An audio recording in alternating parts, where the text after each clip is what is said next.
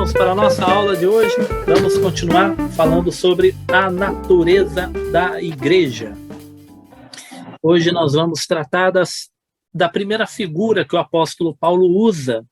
Como eu tenho montado a aula, eu, com liberdade, eu tenho acrescentado, agregado aqui algumas informações, então hoje eu também vou acrescentar algo aqui para o nosso estudo, tá? Então, hoje é a aula número 3, a natureza da igreja. Na aula passada, a aula da semana anterior, nós paramos com uma primeira definição, né?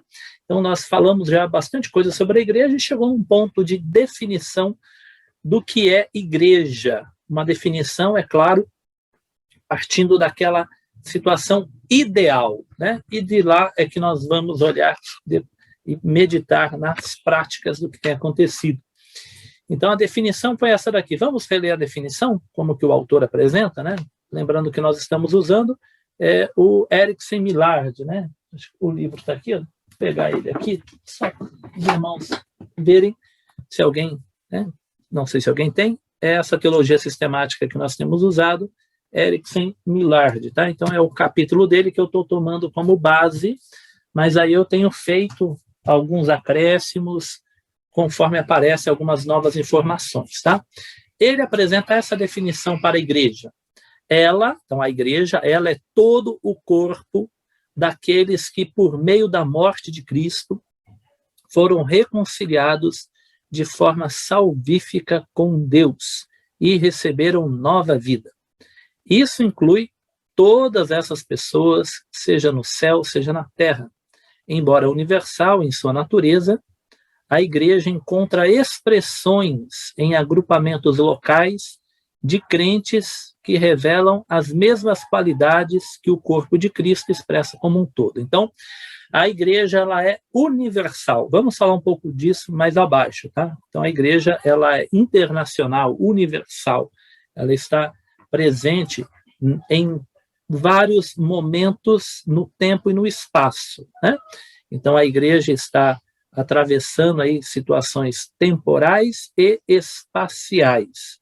A igreja que existia desde o primeiro século continua existindo ainda hoje como o corpo de Cristo, e em diversos espaços, seja em selvas, florestas, em continentes ricos e pobres, em situações de prosperidade ou de carência, mas ela está presente em quase todo o mundo, né? No mundo todo ainda tem lugares que não existe a igreja, mas ela é universal. Apesar de ser universal, ela tem expressões locais, então ela se expressa localmente, então ela se manifesta, ela aparece, ela surge em diferentes expressões, em diferentes lugares. A partir de hoje, o que nós vamos fazer, né?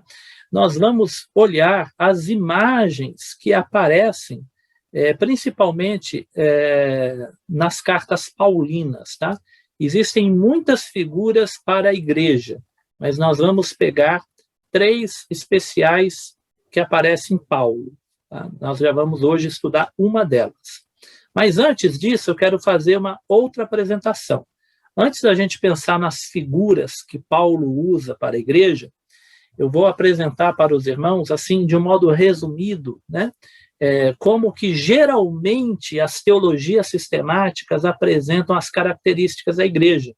Esse autor, ele preferiu não explorar essa abordagem que a maioria das teologias sistemáticas apresenta. Ele só citou, mas eu coloquei aqui um parênteses para a gente ter um pouco, uma abrangência um pouco maior, o entendimento do que seja isso, tá? Então, antes das figuras paulinas, uma apresentação que a maioria das teologias sistemáticas usa, mas essa não utiliza, é apenas citada. Então, ele coloca assim, ó: em seguida, é preciso investigar as qualidades ou características presentes na verdadeira igreja. Tradicionalmente, esse assunto tem sido abordado por meio de um exame das marcas da igreja. As qualidades então são essas 4 aqui, ó, está em azul, né? Unidade, santidade, catolicidade e apostolicidade. Que nomezinho difícil, né? Então vamos lá. antes dos irmãos se admirarem e falar, puxa vida, né? Catolicidade, olha, o autor ele é batista, tá? Eu nem sabia que ele é batista. O livro é da editora Vida Nova, tá? A editora Vida Nova é uma editora evangélica, tá? Depois que eu li o livro, já estava mais da metade, é que eu descobri que o autor também é batista, lá dos Estados Unidos. Mas ele põe como um dos itens de marcas da igreja a sua catolicidade. O que significa? Que a gente tem que ser católico romano? Não, né? Já vamos descobrir o que significa catolicidade. Mas ele diz que são 4 marcas, né? Unidade, santidade, catolicidade e apostolicidade. Depois eu vou mandar o texto para os irmãos, tá? Não se preocupe com essas palavras mais complicadas, tá? Mas ele cita, mas ele não explica, tá? Então, por exemplo, eu acho que os irmãos aqui talvez já ouviram falar de um teólogo chamado Berkoff, né? O Berkoff, ele usa, né, essa distinção. Então, muitos usam essas 4 marcas para falar sobre a igreja. Esse autor, ele preferiu ir por outro caminho. Ele preferiu ir por um caminho de imagens que estão mais evidentes na Bíblia, né? Não que esses itens não estejam na Bíblia, mas é que esses itens nós trabalhamos em cima, nós pegamos o conceito e retiramos das escrituras os textos que reforçam o conceito. O que o autor vai fazer é pegar as imagens diretas. Paulo disse que a igreja é o povo de Deus. E aí a gente trabalha sobre isso. Mas como ele citou esses 4 itens, e eu acho que é legal, eu coloquei aqui o texto do reverendo Roy Kessima, né? É um reverendo, é de uma dogmática presbiteriana. Foi traduzido pelo Felipe Sabino, de Araújo Neto. É um texto de uma dogmática presbiteriana que só tem em inglês, e ele trabalha um pouquinho esses 4 itens, tá? Mas para os irmãos terem uma noção ainda mais da importância desses 4 itens, unidade, santidade, catolicidade e apostolicidade, esses itens, eles foram dogmatizados. O que é dogmatizados? Eles foram colocados como doutrina escrita, como uma verdade ensinada a partir do ano 381.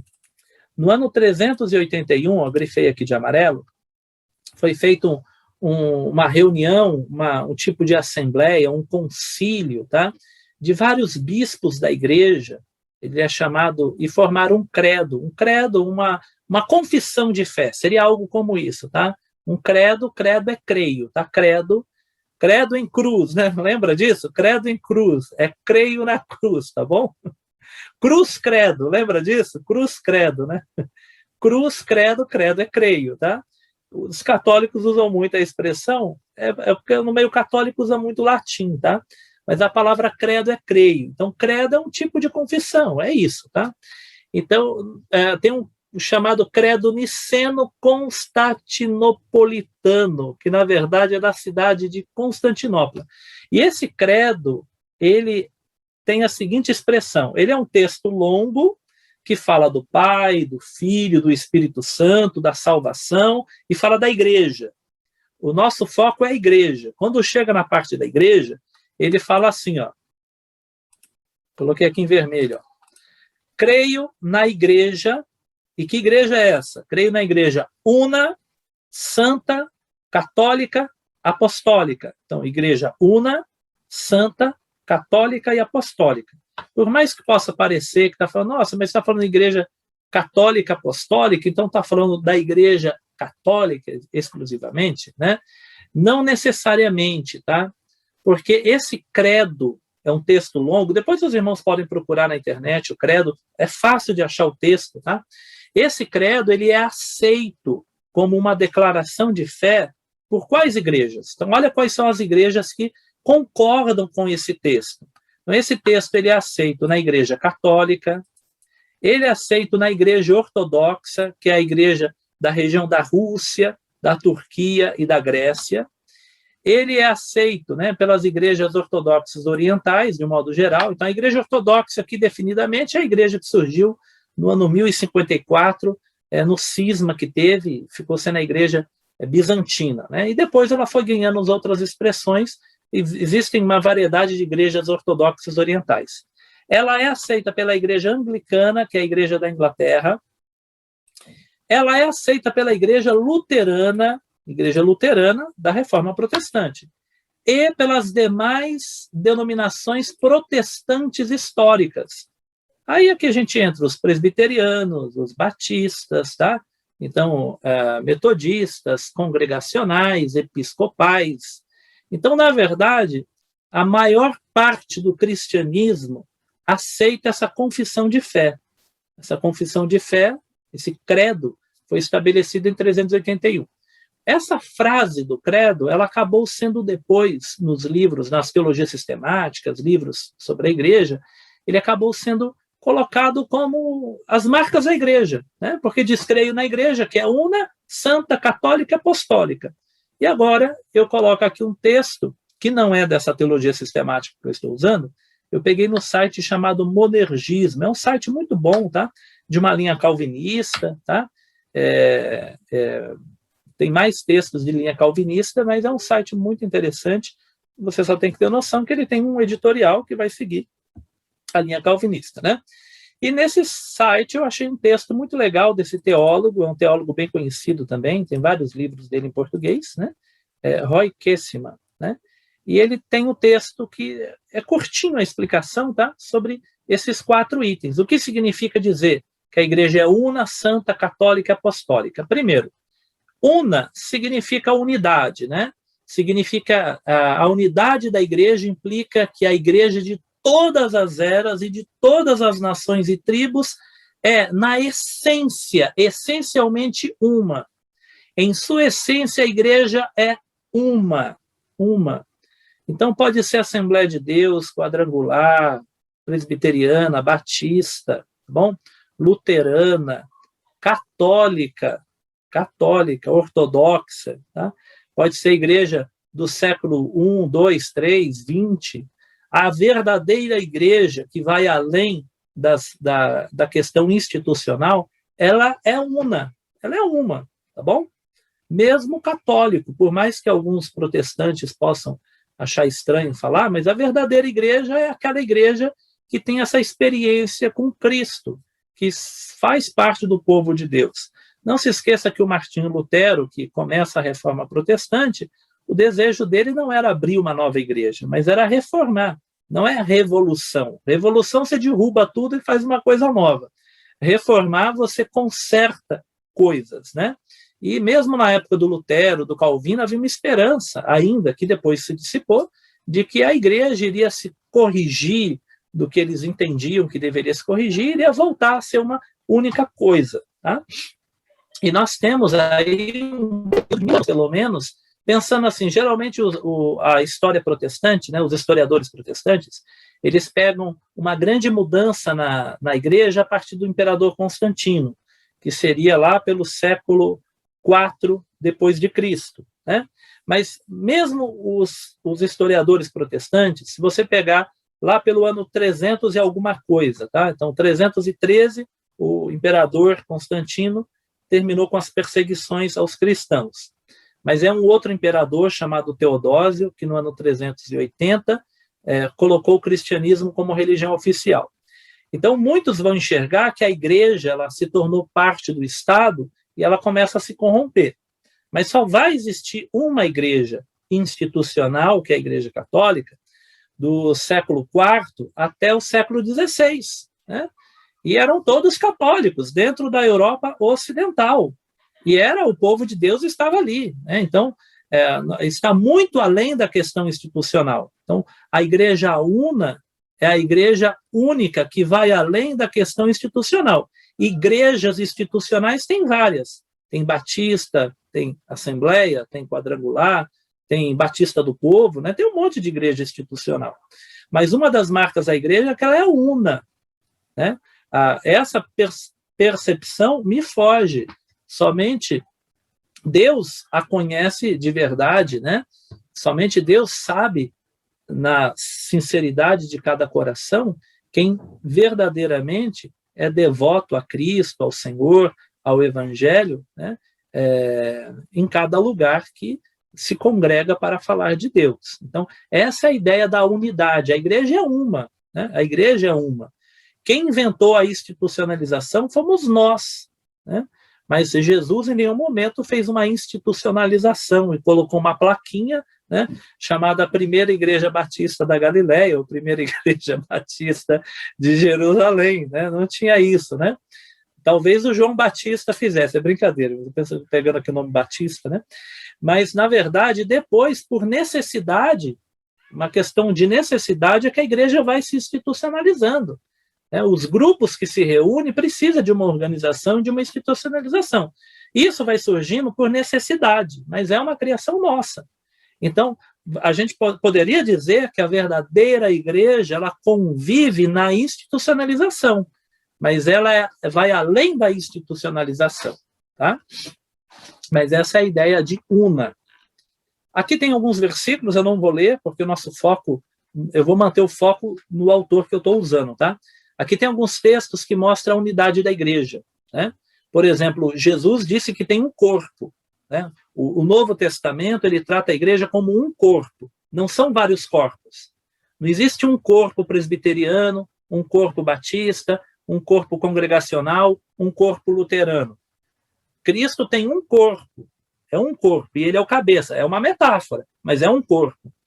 A outra metáfora é que a igreja é a esposa do Cordeiro, né? Jesus também não é polígamo, né? Ele não tem um monte de esposa, tipo a igreja presbiteriana é uma esposa, a igreja batista é outra esposa, a igreja da Assembleia de Deus é outra esposa, não é isso, né? A igreja, enquanto povo de Deus, independente da denominação, é uma esposa do Cordeiro, tá bom? Então, aí nós temos várias imagens aqui de Coríntios, Romanos, Efésios, né? Que vai tratar a igreja como única, como una. Catolicidade, agora aqui vem o termo católico, né? O que significa que a igreja é católica? Você ainda é católico, sabia disso? Irmãos, cuidado para você não confundir o que eu estou dizendo, tá? É que se eu colocar em português, você vai ficar mais confuso, porque assim, ó, se eu falar em latim, ou o termo latim, é que todo mundo aqui é católico, é da igreja católica. Mas vamos colocar em português, aí fica assim, todo mundo aqui é da igreja universal. Todo mundo aqui é da Universal. Acho que não melhora muito, né? Porque a gente tem uma instituição chamada Igreja Universal do Reino de Deus, né? Então, na verdade, a palavra católica é uma palavra latina que significa universal. Vocês se lembram que as cartas do apóstolo Paulo, chamado cartas pastorais, né?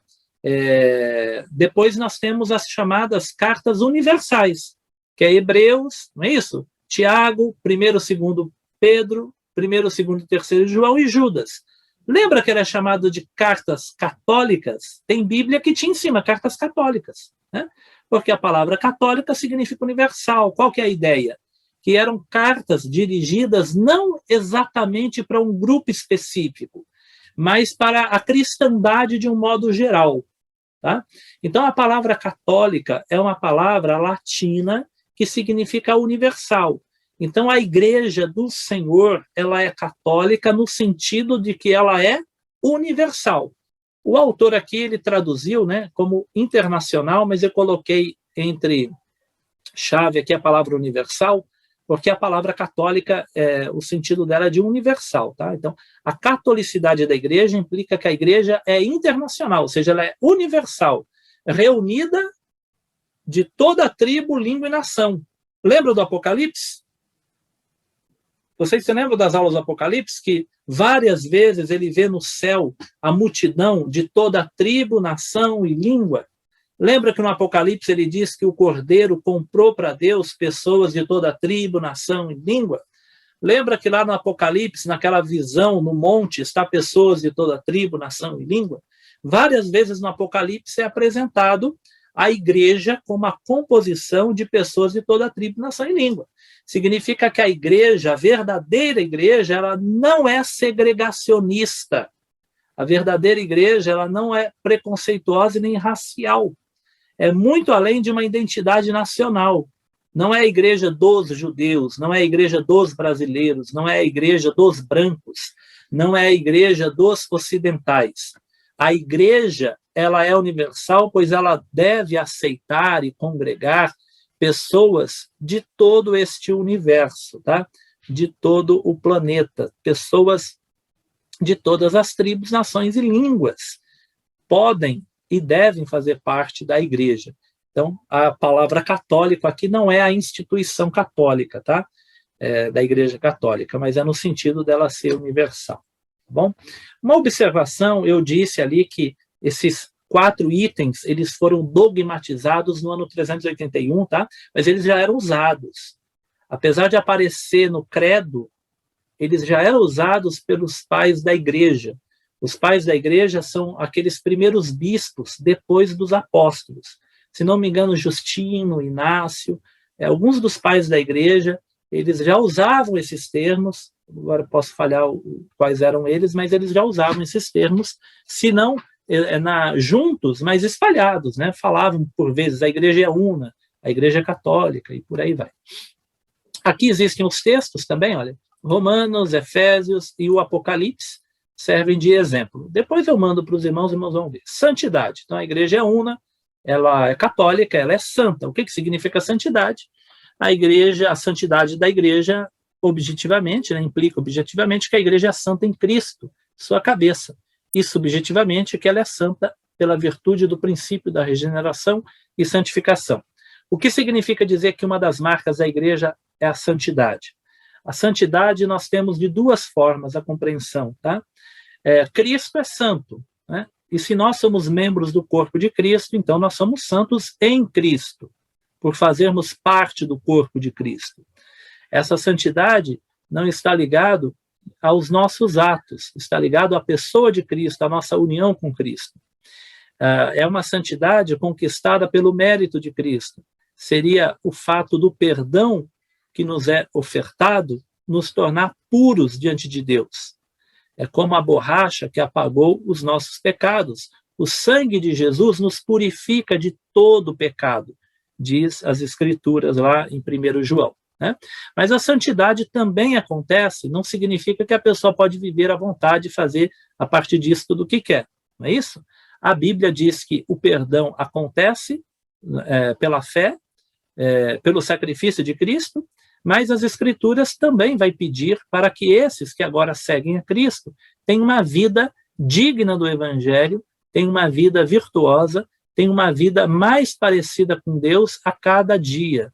Inclusive, Pedro vai repetir o que já dizia o texto do Antigo Testamento. Aquele que vos chama diz, sede santo, porque santo é aquele que vos chama, né?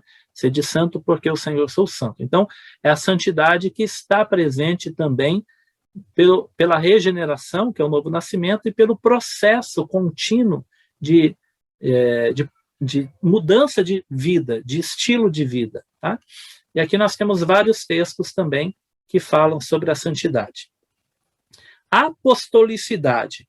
Esse é o ponto que existe divergência entre católicos e evangélicos. Tá? Católicos e protestantes divergem nesse ponto.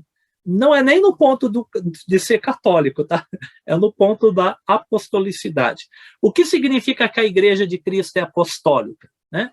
Então, aqui tem um não do autor, tá? Mas eu vou explicar a percepção católica qual que é, né? A apostolicidade da Igreja não significa uma sucessão de pessoas, successio personarum, o termo latim, tá? Como os católicos romanos desejariam ter. Então, na perspectiva católica, a verdadeira igreja, ela segue um tipo de genealogia, tá? Então, a igreja, os católicos têm lá uma sequência de bispos que foram transmitindo a autoridade episcopal, a autoridade de ser bispo, de um para o outro. E existe lá um tipo de genealogia que remonta aos apóstolos. Então, a Igreja Católica tenta mostrar que a verdadeira igreja, ela foi fundada por alguém, ou um segmento que vem de alguém, que vem de alguém, que vem de alguém, que remonta aos apóstolos, né? Então, a Igreja Católica, ela tem uma aceitação, por exemplo, a Igreja Ortodoxa também tem alguma coisa do tipo, tenta remontar ao missionário, que seria o evangelista Marcos, tá? Então, a ideia de catolicidade, de apostolicidade para a Igreja Católica seria uma sucessão apostólica. Só que não se considera que nessa sucessão um bispo pôde ter se afastado da fé, né? Tanto que para os católicos um sacramento ele só é válido se ele for feito por um sacerdote oficial da igreja, né?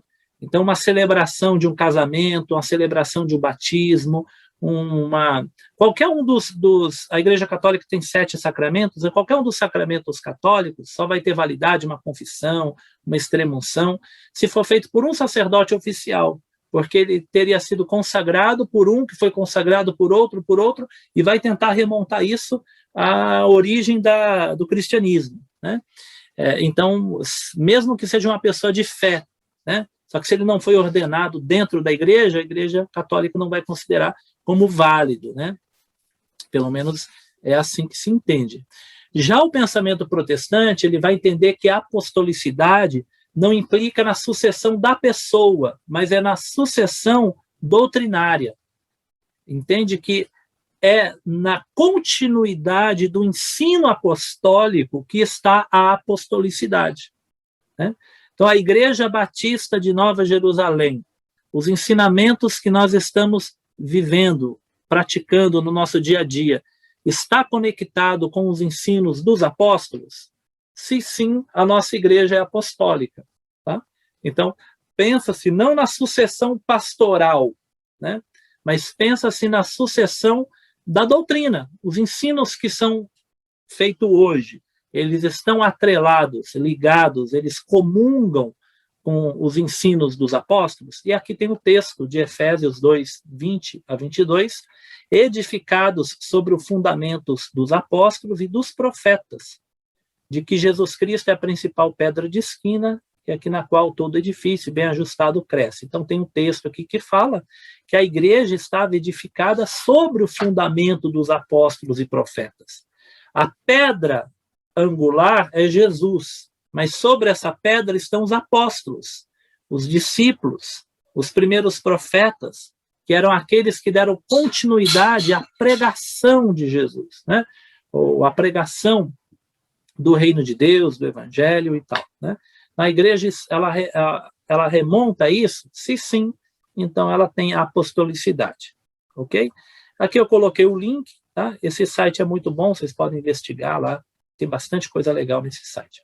Agora vamos aqui para o pensamento do nosso teólogo do dia. Então, se alguém tiver alguma dúvida sobre esses 4 itens, pode escrever ali no chat, depois eu dou uma olhada, tá?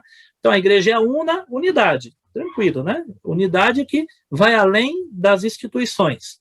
A igreja é universal porque a igreja, ela recebe, ela está para aceitar pessoas de todas as etnias, de todos os povos, tá? Ela é apostólica porque o nosso ensinamento tem que estar atrelado ao ensinamento apostólico. Lembra, lá em Atos capítulo 1, perseveravam na doutrina dos apóstolos, né?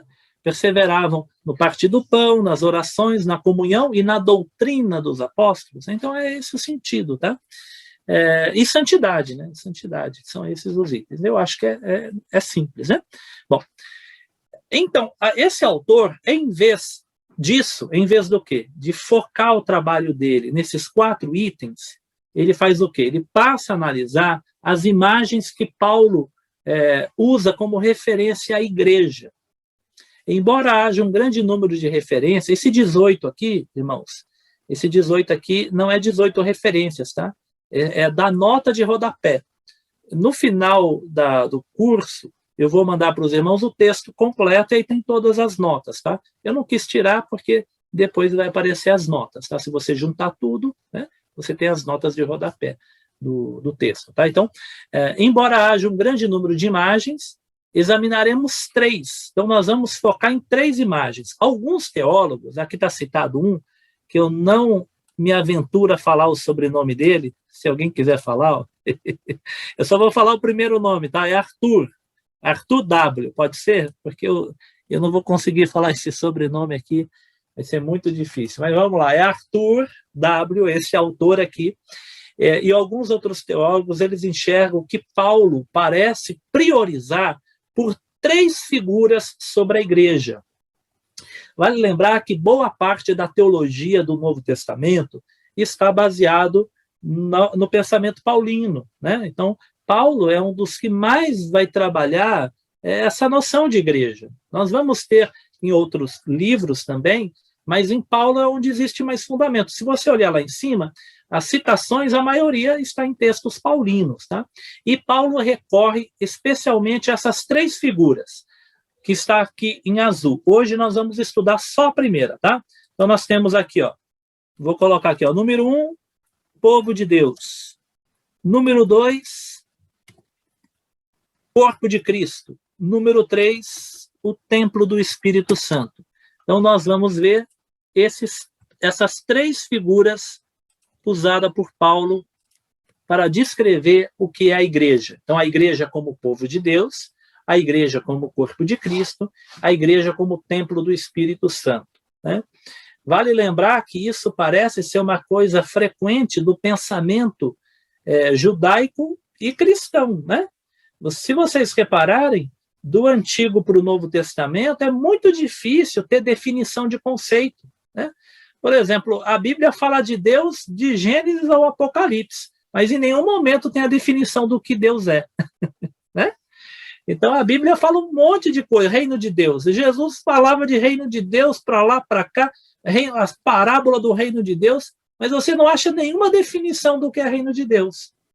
Você acha Jesus falando assim, ó, o reino de Deus é semelhante a um homem que negocia pérolas. O reino de Deus é semelhante a uma árvore que cresce. O reino de Deus é semelhante. Jesus usa símbolos, figuras, né? Então, isso parece uma constante na Bíblia, de não ter a definição do conceito, mas ter figuras. Às vezes, figuras tão simples. No Salmo, a gente acha muito, Deus é a minha rocha, Deus é a minha torre, Deus é o meu refúgio. Não é isso? Um monte de figuras, das mais simples, né? Deus é o meu escudo. Que definição de Deus é? O que Deus é? Faça uma definição. Deus é o meu escudo, né? Então, existe um pensamento, talvez, uma perspectiva, não sei, né? Talvez alguém poderia, não sei se já tem algum livro sobre isso, é provável que tenha, né? Mas parece que o pensamento judaico e aí o cristianismo que sai do judaísmo, no Novo Testamento, nós não temos muita definição, nós temos exemplificações, né? Exemplificações, porque é tratado como é, Deus é, né? O reino de Deus ele existe, né? E aí existem exemplos do que seja, né? Então, nós temos aqui três figuras também sobre a igreja, né? Nós não temos também, assim, um texto que tem uma definição do que é a igreja, igual o autor aqui apresentou e nós lemos no começo. Nós temos a igreja sendo dita, né? Para lá e para cá, a igreja existe, o povo de Deus existe, mas uma definição, assim, tão específica como algo moderno, nós não temos, né? Essas preocupações parece que estava mais no mundo greco-romano, né? E veja, mesmo o mundo grego tendo uma influência já no Novo Testamento, ela não vem para o campo das definições, né? Então, o povo de Deus. Paulo escreveu acerca da decisão divina, olha só, decisão divina de fazer dos crentes o seu povo. Crentes aqui entende como aquele que crê, tá? Aquele que acredita em Cristo, seguidor de Cristo, né? Habitarei neles e entre eles andarei, e serei o seu Deus, eles serão o meu povo. 2 Coríntios 6,16, eu vou ler aqui o texto completo, porque aqui é só um trecho, tá? Então, a igreja é constituída pelo povo de Deus. Ele pertence a Deus e Deus lhe pertence. Então, o texto é esse daqui, lendo ele completo, tá? Que ligação há entre o santuário de Deus e os ídolos? Santuário é a imagem do prédio, tá? O templo. Se o templo é de Deus, como que os ídolos vão estar dentro? Que ligação há? Paulo está empregando aqui várias metáforas, né? Aqui tem a metáfora que nós vamos usar, na próxima aula, não vai ser a terceira metáfora, quando nós somos chamados de templo do Espírito Santo. Ele diz assim, ó, porque nós somos santuário do Deus vivente. Aqui é uma metáfora que não é para hoje, tá? Mas está no mesmo texto. Ó. O que é a igreja? A igreja é o santuário do Deus vivente. Santuário. Lembra do Caleb cantando? Faz de mim, Senhor, um santuário puro e santo e verdadeiro. Então, santuário é o templo, é a ideia de templo, tá? Do Deus vivo, ele está usando lá em cima a comparação com ídolos, mas isso fica para uma outra aula, né? O ídolo é o Deus morto. o prédio que tem uma estátua, uma imagem. O prédio é morto porque é parede, parede não anda, parede não fala. E o Deus também é morto, porque o Deus também é da mesma matéria, né? As paredes do templo é de pedra e o Deus que está lá, o ídolo, também é de pedra. Nós somos santuários vivos do Deus vivo. Nós somos pedras vivas, escreveu Pedro. Lembra disso? Somos pedras vivas. Nós somos santuário de um Deus vivo. Somos vivos e um Deus vivo habita em nós. Mas a ideia do santuário vai ficar para a aula seguinte, provavelmente. O foco nosso aqui está na segunda parte do texto. Habitarei e andarei entre eles. Esse habitarei já invoca a ideia de prédio, né? Habitarei. Você habita dentro de uma casa, um prédio, né? Habitarei neles, mas eu andarei entre eles. Então, habitarei e andarei. Habitarei e andarei. Duas palavras muito interessantes entre eles. Serei o seu Deus, serei o seu. Seu. Tem uma invocação aqui quase de propriedade, né? Serei o seu Deus, eu sou seu, né? Sou o seu Deus, mas eles serão meu. Olha que legal, né? Serei seu e você será meu, né? Serei o seu Deus e eles serão o meu povo, o meu povo. Temos aqui a imagem de povo, que é o item que nós estamos destacando aqui. Então, Paulo está usando esse texto para se referir à igreja, né? Só que essa é uma citação do Antigo Testamento. Ele está citando dois textos do Antigo Testamento. Paulo, ele pega emprestado, né, como um bom fariseu provavelmente fizesse, né, para construir as suas ideias, ele está se servindo dos textos do Antigo. Então, está em Levítico e Ezequiel. Isso não está aí no texto da teologia sistemática, daí eu que acrescentei aqui. Ó. Paulo está citando Levítico, que diz assim: porém o meu tabernáculo no meio de vós, e a minha alma não vos aborrecerá. O meu tabernáculo local da morada, né? Andarei entre vós e serei o vosso Deus. Olha aqui como é a citação lá de cima, né? Andarei e serei o vosso Deus. Porque o tabernáculo, lembra? Ele era desmontado e montado de novo. Desmontado e montado de novo. Não é prédio fixo. Tem a ideia de desmontar, anda e monta de novo. Andarei entre vós, né? O texto de Levítico seria da peregrinação no deserto. E vós sereis o meu povo. Então, eu sou o vosso Deus e vocês são o meu povo. Eu sou o Senhor, vosso Deus, que vos tirei da terra do Egito. Eu tirei vocês da escravidão, para que vocês não sejam mais escravos. Quebrei os seus timões, né? Quebrei timões aqui, seria as correntes da prisão, tá? Não tem a ver com Coríntios, não, né? Não é que quebrou o timão, não, tá? Quebrei os seus timões do vosso jugo e vos fiz andar de cabeça erguida, ereto. Vocês não vão andar mais curvados sob o peso do jugo. Agora vocês andam de pé, cabeça erguida, porque vocês são o meu povo. Esse texto está lá na fundação do povo de Israel, do povo hebreu, né? Paulo está pegando o texto da fundação do povo hebreu e está aplicando à igreja, Ezequiel 37, 27, que já tem uma visão escatológica e futura. O meu tabernáculo estará com eles. É muito interessante a escatologia de Ezequiel. Na época de Ezequiel não existe mais tabernáculo. Olha que interessante, na época de Ezequiel não existe mais tabernáculo. É a época que já existe o templo, mas o templo estava destruído devido à invasão babilônica. Mas Ezequiel profetiza o futuro. Lembra Ezequiel 37, o comecinho? O vale dos ossos secos? O povo de Deus era um povo morto, um monte de ossos seco.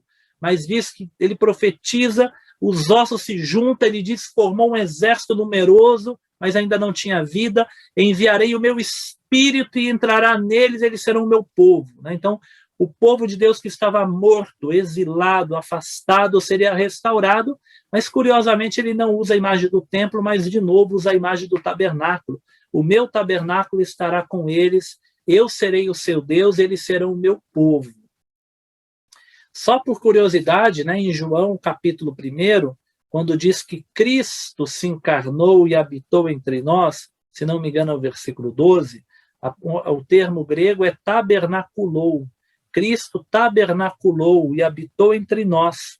E é interessante porque a figura do tabernáculo é do templo que anda, não é do templo que para. O templo de pedra, o templo de Salomão é o templo parado, o tabernáculo é o templo que se move, né? Jesus esteve justamente aqui se movendo para lá e para cá, da Galileia para a Judéia, para Samaria, né? Então, é uma curiosidade aqui interessante do termo. O conceito da igreja como povo de Deus enfatiza a iniciativa divina de escolhê-lo. Aqui tem uma ideia de escolha. Mas as figuras estão sendo recobradas do povo judeu, o povo hebreu do Antigo Testamento, né? Eu não vou... se alguém tiver aqui perguntas sobre Israel e igreja, vai ter uma aula sobre isso, tá? Está no nosso cronograma aqui. Tem um item da nossa aula, quando eu apresentei lá os temas da aula, vai ser Israel e a igreja. Então, nós vamos estudar mais à frente isso ainda, Israel e a igreja, né?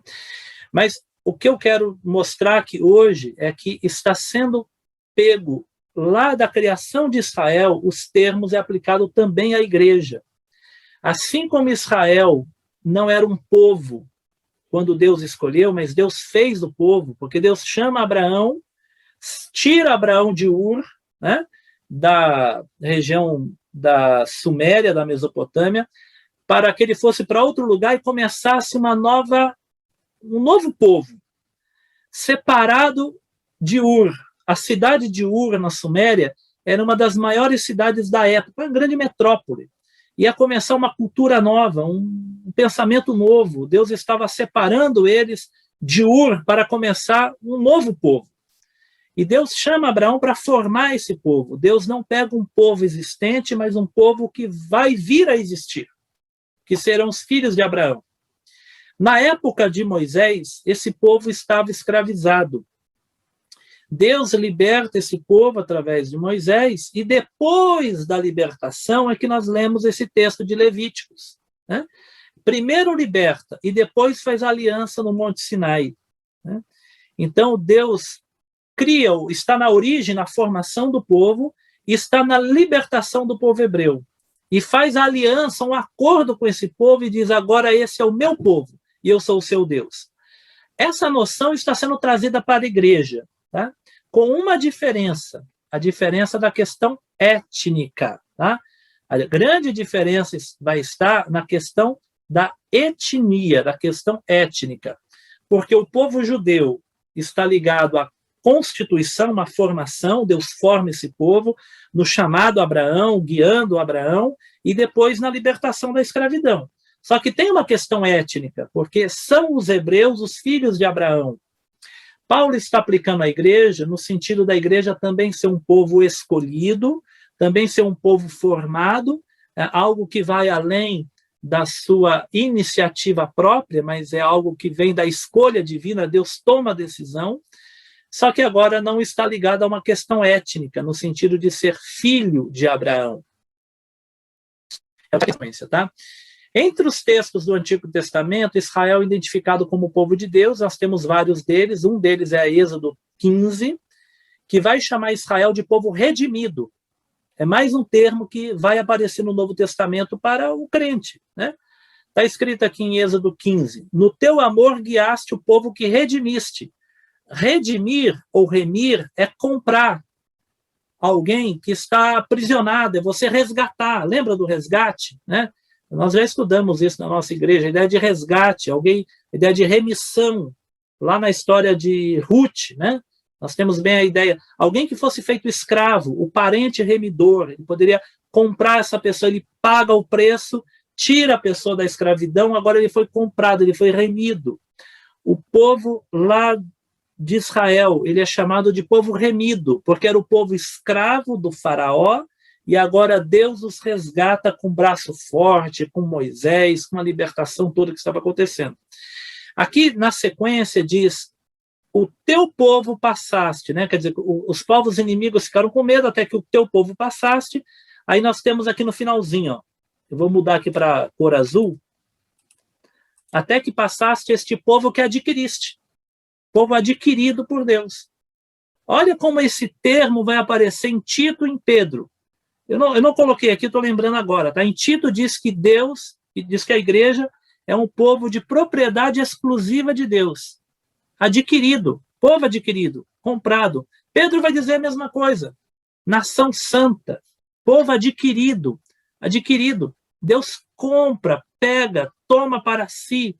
Aqui nós temos uma série de coisas que a gente poderia pensar que seria ligado ao ato de Jesus de remir o pecador, né? Mas seguindo aqui a ideia, ainda pensando em Israel, nós temos várias alusões à ideia de que o povo de Israel era o povo comprado por Deus, adquirido por Deus, e isso vai chegar à igreja. Outras alusões a Israel como povo de Deus, tem aqui os textos, só que Paulo está usando Oséias. Vamos ver o contexto de Paulo, né? O contexto maior, verso 24. Aqui é Romanos 9, 24 a 26. Os quais somos nós, a quem também chamou, não só dentre os judeus, mas também entre os gentios. Agora, em Paulo, a ideia está ganhando outro contorno, tá? Ele está dizendo que o povo de Deus, que Deus está criando agora, é um povo que sai dos judeus e sai dos gentios. Também nos chamou, não só dentre os judeus, mas também dos gentios. Então, a igreja é o povo de Deus que sai, lembra da catolicidade universal? Ela sai tanto dentre judeus quanto dentre gentios. Evidentemente que hoje tem muito mais gentil do que judeu na igreja. Mas nesse primeiro século, no começo da igreja, a maior parte dos seguidores de Jesus, eles eram judeus. Por isso que Paulo está dizendo, Deus chamou não só dentre os judeus, mas dentre os gentios também. E agora ele usa o texto de Oséias, para dizer que em Oséias já estava a perspectiva de que haveria um povo fora dos judeus.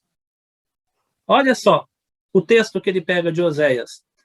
Assim como também disse em Oséias, chamarei povo meu o que não era meu povo, e amada a que não era amada. E no lugar em que se lhe disse, vós não sois meu povo, ali mesmo serão chamados filhos do Deus vivo. O que Paulo está fazendo? Ele está pegando o texto de Oséias e está enxergando no texto de Oséias uma profecia, uma perspectiva, uma esperança de que aqueles que não eram do povo de Deus, que seriam os gentios, um dia eles se tornariam também povo de Deus. E Paulo está dizendo, então, que esse chamado está acontecendo naquele momento. Então, aquele que não era povo se tornou povo. Em outras palavras, né? A igreja, ela só pode ser chamada de povo de Deus no Novo Testamento, né? Porque é agora que acontece uma ampliação, vamos dizer assim, do que é classificado como povo de Deus. O conceito de Israel e da igreja como povo de Deus contém várias implicações, né? Eu vou repetir, vai ter uma aula que nós vamos discutir só Israel e igreja, né? Será que a igreja é o novo Israel? Será que igreja e Israel são duas coisas separadas e distintas? Isso vai ficar para outra aula, tá? Não vou falar hoje, né? Mas o conceito é próximo. Tanto que Paulo aplica os mesmos termos, né? Ele vai pegar os mesmos textos e vai usar no Novo Testamento para se referir à igreja como povo de Deus. Deus se orgulha deles. Isso, tanto o Novo como o Antigo Testamento. Deus se orgulha deles. Quando a gente fala povo, né? Você tem orgulho nacional? Quem tem orgulho nacional aí? Você tem orgulho, veste aquela camisa verde e amarela, eu sou brasileiro, né? Ou é só em Copa do Mundo, não sei como é que funciona, se bem que às vezes tem gente que tem vergonha, vai para outro país, né? Aí fala, de que país você é? Ah, eu sou lá da América, né? Às vezes tem vergonha de falar que é brasileiro, né? Então, né? Você pode até ter vergonha de ser brasileiro, mas você nunca deve ter vergonha de dizer que é do povo de Deus. Tenho orgulho de ser do povo. Aqui a metáfora é de povo mesmo. Povo é questão étnica. Você e eu somos brasileiros, ok? Só que quando a gente fala igreja, nós estamos num outro nível, muito além. Hoje eu não tenho tanto orgulho de ser brasileiro. Eu não tenho esse orgulho de ser brasileiro. O meu orgulho maior é de ser da igreja. É muito maior. Porque ser da igreja não importa a nacionalidade. Eu vejo o russo, o chinês, o boliviano, que serve a Deus como o meu igual, o meu irmão. Só é meu, quem é meu irmão é da mesma etnia minha, não é? É difícil ter um irmão de outra etnia, né? Não dá, né? Se você tem alguém que é seu irmão, então ele é do seu povo. Se nós entendermos a igreja como universal, então eu entendo que você deveria ter um valor ainda superior. Você pode ter um amor nacional, mas o seu amor ao fato de pertencer ao povo de Deus deve ser um amor ainda maior. E aqui pega a ideia de Deus se orgulhar do povo, é o meu povo, né? Só que tem problema, não é só amor, não, tá? Não é tudo mar de rosa, não. Eu vou apresentar mais abaixo o problema. Ele cuida do seu povo e protege, ele guarda como a pupila dos seus olhos. Veja que é um texto do Antigo Testamento aplicado aos judeus, mas o Novo Testamento vai aplicar à igreja também as mesmas verdades, tá? Finalmente, ele espera que sejamos o seu povo sem reserva. Aqui está a responsabilidade, aqui está talvez o fator que cabe a nós, né? Essa metáfora, esse símbolo que está sendo usado de povo, ele tem, como todo símbolo, você tem que tomar cuidado. Quando a gente fala povo, a gente limita uma questão de etnia, né? Então, a gente fala do povo japonês, não tem negro. Os japoneses são brancos, com os olhos puxadinhos, cabelo lisinho. É um povo, é uma questão étnica. A gente fala de um povo indígena, ele tem as suas características físicas, é um povo. Quando a gente fala da igreja como povo, a gente não pode esquecer que não há limitação étnica. A figura de povo para a igreja ela é muito mais ampla. Os judeus, eles ainda não tinham essa concepção, tanto que existe um orgulho nacional de ser judeu, de pai para filho, né? Lembra que o próprio templo tinha a área dos gentios, o pátio dos gentios, né? Tinha ideia de cuidado. O gentio, ele era alguém que profana. Alguns rabinos oravam: Deus, eu te agradeço por não ter nascido cachorro, nem mulher e nem gentil. Tinha um machismo, mas tinha também a questão étnica.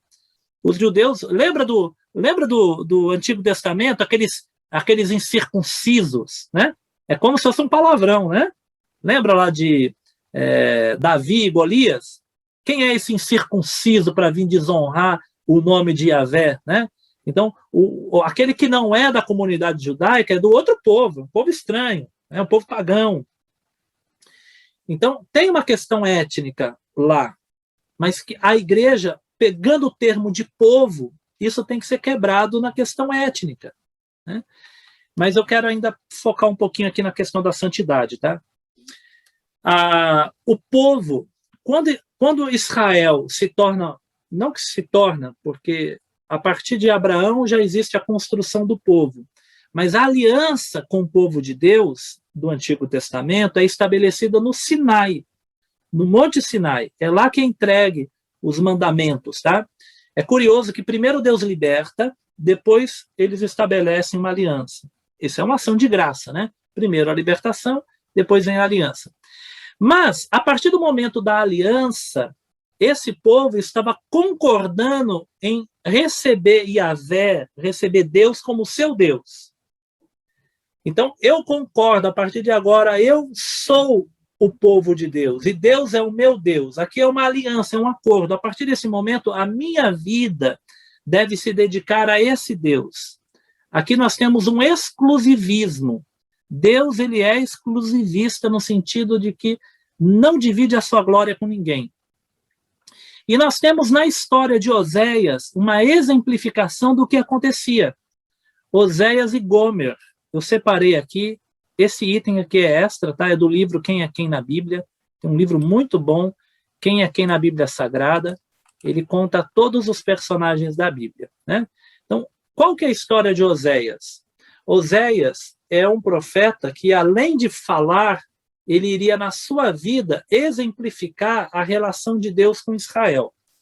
Eu estou apresentando isso para falar do item da santidade, porque aquele que é povo de Deus, se é povo de Deus, é propriedade de Deus, deve ter a vida voltada para Deus, né? Naquela época havia vários deuses comuns na região, deveria ser do Deus Yahvé, o Deus da Bíblia, tá? O que aconteceu? Oséias, ele foi ordenado a se casar com uma mulher que era prostituta. Alguns teólogos acham a ideia tão pesada que acham que é só um simbolismo, tá? Nossa, o próprio Martinho Lutero falava que aquilo deve ser um símbolo, né? Mas, assim, a maioria dos exegetas entende que é literal, tá? Que Oséias se casou com uma mulher que tinha uma vida de prostituição. E essa mulher que tinha uma vida de prostituição, a Bíblia diz que ele teria filhos da prostituição. O que significa isso, né? Que apesar dele ser casado com Gomer, os filhos não eram dele. Ela era uma mulher que ele se casa com ela e ela volta para os amantes. Ela tem filhos. Inclusive, uma das filhas, se não me engano, é não filho meu. Né? E o que ele estava fazendo? É uma profecia assim visual, tá? Essa mulher, depois, se não me engano, do quarto filho ou do terceiro filho, ela vai embora, ela vai abandonar Oséias. Então, ela era uma mulher da prostituição, Oséias casa com ela continua abandonando Oséias e tendo relação contra os homens, tem filho contra os homens, e depois ela vai embora de vez, vai embora. Em algum momento, ela se torna escrava. Alguns sugerem que ela era prostituta cultual, talvez ela fosse prostituta, havia templos pagãos com sacerdotisas que praticavam a prostituição como um gesto sagrado. Não se sabe, não se tem certeza. Mas em algum momento, pelo contexto do valor que ela é comprada, parece que ela se torna escrava. E Oséias, no capítulo 3, Deus diz para ele voltar novamente, procurar a mulher e comprar ela novamente. Aqui Oséias 3, 1-3. Disse-me o Senhor, vai outra vez, ama uma mulher amada do seu amigo e adúltera, como o Senhor ama os filhos de Israel. Olha, como o Senhor ama os filhos de Israel, embora eles olhem para outros deuses e amem bolos de passas. Não é que é pecado comer bolo de passas, não, senão você não vai comer mais panetone, tá? Mas, na verdade, são bolos que eram oferendas aos deuses. Comprai-a, Deus manda comprar ela estava escrava, compra ela, né? E pelo valor aqui, que os exegetas entendem, é que ela era escrava, porque esse é o valor de um escravo. E aí disse, você vai esperar, ele iria dizer para a mulher, tu esperarás por mim muitos dias, não te prostituirás, nem serás de outros homens, assim também eu esperarei por ti. O que está acontecendo nesse texto? É uma exemplificação, da mesma forma que Oséias teve uma mulher que o traía com outros homens, e da mesma forma que um dia simplesmente ela deu as costas e foi embora, e da mesma forma que ela se tornou escrava, sofrendo, e Oséias vai e compra ela novamente, né, para reatar o relacionamento, mas com uma condição, né, você será só minha, você não será de mais ninguém, então eu te perdoo, mas você vai esperar muitos dias, e você não vai mais se prostituir, não será de nenhum outro homem. A ideia é dizer que Israel fazia a mesma coisa. Deus tirou Israel da escravidão, Israel, na sua história, muitas vezes se envolveu com outros deuses, é só você ler em Juízes, né? Israel muitas vezes deu as costas para Deus, e chegou um momento em que Israel se desviou, se afastou de Deus. E o profeta Oséias está falando, mesmo com todas as traições de Israel, Deus ainda te ama, ele vai atrás de você, mas ele quer uma aliança com você, em que você nunca mais se prostitua, ou seja, você nunca mais se venda a outros deuses, porque você deve ser povo do Senhor apenas. Ok? E essa é a vida difícil do profeta Oséias, que acabou se tornando um exemplo, tá? Nós temos também a imagem da circuncisão. A circuncisão era um tipo de cirurgia, né, que ainda hoje os judeus fazem apenas nos meninos. Então, o bebezinho, quando nasce, no 7º dia, tem uma pele do pênis do bebezinho que é cortada, né? Então, essa é a circuncisão feita apenas nos meninos. Isso servia como uma prova de propriedade divina. Os rabinos enxergavam algo do tipo, tá? É um sinal exterior que aquela pessoa pertence à comunidade de Israel. Seria um sinal da aliança. O que o Novo Testamento vai apresentar? As mesmas ideias aplicando à igreja, tá? O autor do texto, ele vai dizer, ele vai pegar o texto de Paulo, que eu usei aqui para fazer uma pequena crítica também, né? Que é o seguinte, né? Eu vou colocar o texto de Paulo, eu comento a crítica qual que é, né? Paulo usa esse texto aqui, ó, Romanos 2, 28 ao 29. Paulo diz assim, ó, porque não é judeu quem é apenas exteriormente. O que é o judeu exterior? O que fez a circuncisão, né? Então, se você examinasse o bebezinho, você poderia ver se ele fez aquela cirurgia no pênis do bebezinho, era feito aquele corte, então dava para identificar, né? Então, era uma marca exterior. Mas Paulo está falando, ó, cuidado, hein? O verdadeiro judeu não é apenas exteriormente. Nem a circuncisão é somente na carne, ou seja, na parte física. Porém, judeu é aquele que é no interior, interiormente. E a circuncisão aqui é do coração. O que Paulo está dizendo é não adianta cortar a carne do corpo físico e não cortar a carne no sentido espiritual, que é a inclinação para o pecado e para o mal. O autor aqui sugere, dá a entender, que Paulo está fazendo essa mudança de perspectiva. Só que eu faço uma observação que Paulo, mais uma vez, está pegando esse texto do Antigo Testamento, tá? Deuteronômio 10, 16, já está escrito, circuncidai o vosso coração e não endureçais o vosso pescoço, a vossa cerviz.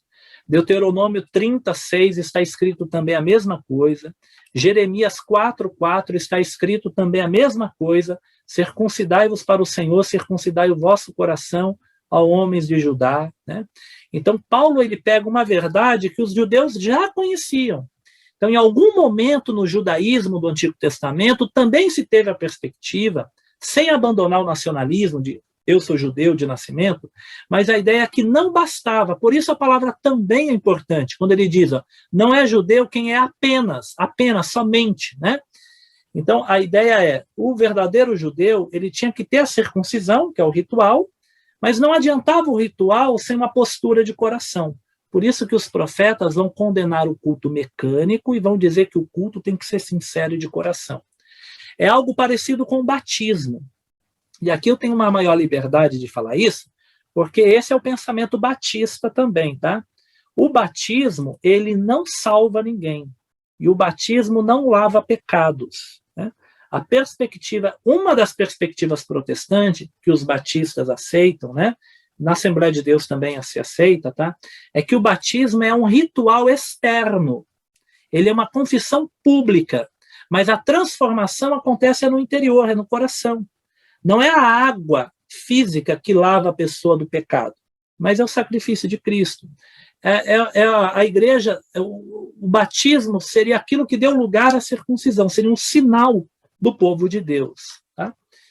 E aqui eu termino justamente falando sobre essas últimas considerações. Da mesma forma que o povo de Israel foi visto como essa mulher, né, de Oséias, que foi comprada e adquirida, mas ela deveria ter um relacionamento exclusivo com seu esposo, a igreja é vista como um povo adquirido, que deve ter um relacionamento exclusivo com Cristo. Da mesma forma que Israel tem um ato físico, que seria a circuncisão, a igreja ela tem um ato físico, que é o cerimonial, que seria um batismo, mas ela precisa, na verdade, da postura interior. Então, essa seria a imagem que Paulo usa para dizer que a igreja é povo. E muitos desses símbolos ele pega do Antigo Testamento de Israel. Ainda vai ter um momento para a gente aprofundar sobre essa relação. Será que Deus tem dois povos? É os judeus e a igreja? Será que a igreja é o novo Israel, virou Israel? Ou será que é duas coisas distintas? Então, em outro momento nós vamos discutir isso. Mas a gente vai parar com essa perspectiva. A igreja é povo do Senhor. Existe aí o nacionalismo, né? Eu sou brasileiro, eu sou boliviano, né? Mas eu gostaria que vocês, acima de qualquer nacionalismo, tivessem um sentimento de dizer, eu sou do povo de Deus. Eu sou do povo de Deus. E isso quebra qualquer barreira étnica, não importa se ele canta dançando, igual as igrejas batistas dos negros, né? Tem aquele negócio mais agitado, não importa se é uma igreja que usa piano, uma igreja que usa os instrumentos mais sacros lá da Europa, né? Não, lembra aquele grupo que veio na nossa igreja de africanos, né? Então, não importa a etnia. né? Nós estamos acima dessas questões étnicas, porque nós somos povo do Senhor. Então, eu acho que é o único povo que tem uma diversidade tão grande, né? É o povo de todas as etnias. É o povo de todas as etnias. Deixa eu verificar aqui o chat, se alguém mandou alguma pergunta. Perdão por chegar atrasada. Eu tenho quem é quem na Bíblia, a irmã Madalena postou aqui. Ok, meus irmãos, e vamos parando por aqui hoje, tá? Essa seria a ideia. Eu iria ler um pouquinho mais lá em cima, mas como eu fiz o acordo com o Joel de terminar 18h20, ele pediu até 18h25. Eu falei, 5 minutos antes eu paro, então já estou dando encerramento. Alguém gostaria de comentar alguma coisa? Semana que vem a gente vai falar sobre igreja como corpo e igreja como templo, tá? Talvez só como corpo, dependendo do tempo aí, né? Mas a gente tem mais duas metáforas, a igreja como corpo e a igreja como templo.